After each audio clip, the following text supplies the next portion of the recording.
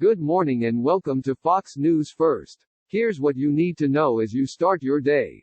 Police unions under fire as left-wing groups push reform, or more drastic measures in the wake of George Floyd's death. The political left is blasting police unions as roadblocks to reform who are more interested in protecting and serving their members than the public. The tension is no more clear than in Minneapolis, ground zero for the recent unrest, where City Council member Steve Fletcher, a leader in calls there to disband the city's police department, took Police Officers Federation of Minneapolis President Bob Kroll to task over a letter sent to members of his union following Floyd's death. Bob Kroll's letter yesterday to the Minneapolis Police Federation membership showed us what rank-and-file officers voted for in their leadership, and it is yet another sign that the department is irredeemably beyond reform, Fletcher said in a recent tweet. Meanwhile, those on the right have backed police unions' message. Tom Fitton, the president of the conservative organization Judicial Watch, tweeted in support of the New York Police Department Sergeants Benevolent Association as it gave an update on a police officer who was run over by a car during unrest in the city last week. The defense of police unions by conservatives like Fitton, and criticism from members of the left, is a stark reversal from how they traditionally treat organized labor. Click here for more on our top story.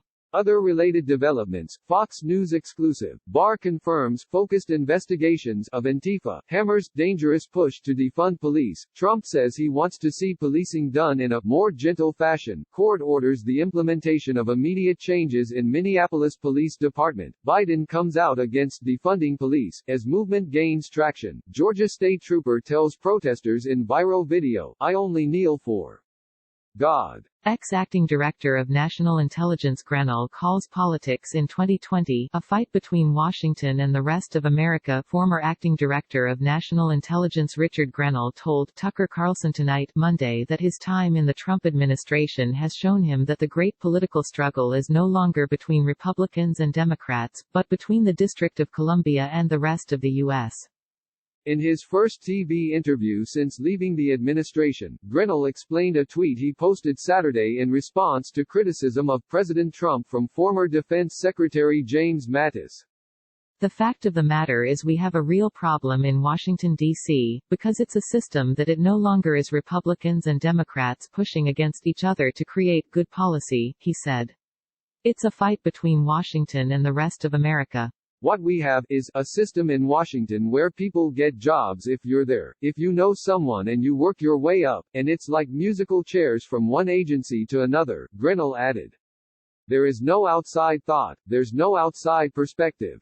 Grenell characterized Trump as a great disruptor to an insular system. He's breaking their system, he said. He doesn't play by the rules. Click here for more. WHO says coronavirus pandemic far from over as world sees largest daily increase. Tedros Adhanom Ghebreyesus, the World Health Organization's director, said on Monday that there should be no sense of complacency amid the coronavirus outbreak and supported his claim by pointing out that there were 136,000 new cases on Sunday, the most so far.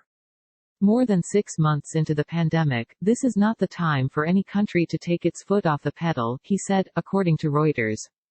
The report pointed out that most of the cases were from South Asia and the Americas.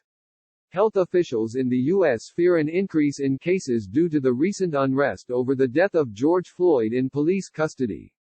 Click here for more. Other related developments, asymptomatic spread, appears to be rare, WHO official says, Mississippi governor repudiates mask shamers, supports wearing masks in public. Grim Reaper, lawyer seen at crowded Floyd protests. Click here to get the Fox News app. Today's must-reads. Kobe Bryant's widow seeks major financial damages in wrongful death suit. White House claps back after AOC claims Kayleigh McEnany dissed her. Harry Potter star responds to J.K. Rowling's tweets on gender, transgender women are women. Army Secretary open to renaming military bases named for Confederate generals.